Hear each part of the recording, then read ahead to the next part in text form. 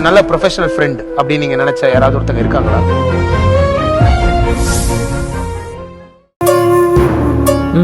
உட்காரு.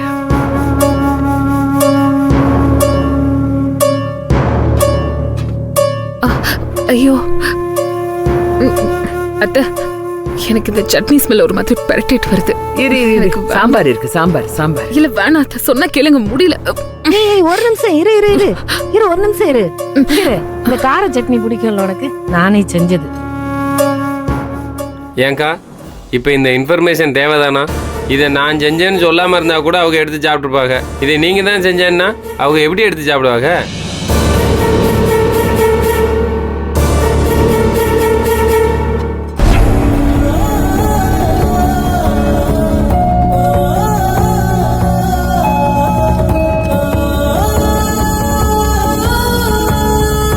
தட்டில் தானே எடுத்து வைக்காங்க, ஒன்றும் வாய்க்கல போலையே.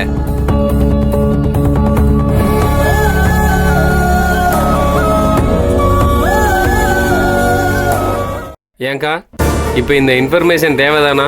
இதை நான் செஞ்சேன்னு சொல்லாமல் இருந்தால் கூட அவங்க எடுத்து சாப்பிட்ருப்பாங்க. இதை நீங்கள் தான் செஞ்சேன்னா அவங்க எப்படி எடுத்து சாப்பிடுவாங்க?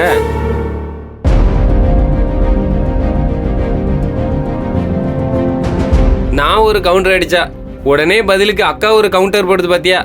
அதான் ஜனனி அக்கா. டேய், மரியாதையா நடந்துக்க, இல்லைன்னா செருப்பு பிஞ்சிரும் பார்த்துக்க.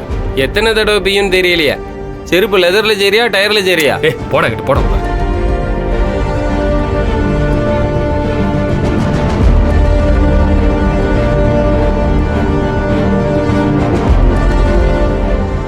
போதும் அத்தை. ஏய், என்ன கோழி குறிச்ச மாதிரி குறிச்சிட்டு போதுங்கிற? கொஞ்சம் சாப்பிடு, 4 வாய் சாப்பிடுப்பா.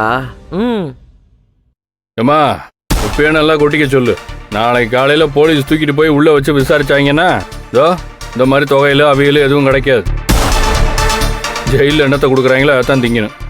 அதனால இப்பயே நல்லா சாப்பிட்டுக்க சொல்லு.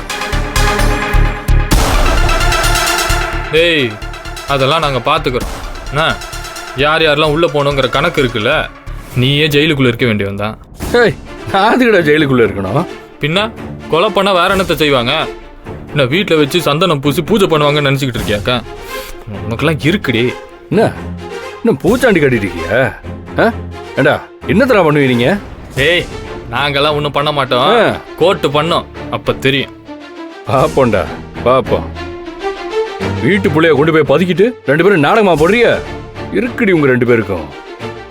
நாளைக்கு கூட்டி போய் கஞ்சி. சக்தி, கொஞ்ச நேரம் சும்மா இருங்கடா, பிள்ளைய சாப்பிட விடுங்க. நீ சாப்பிடு. போனடா.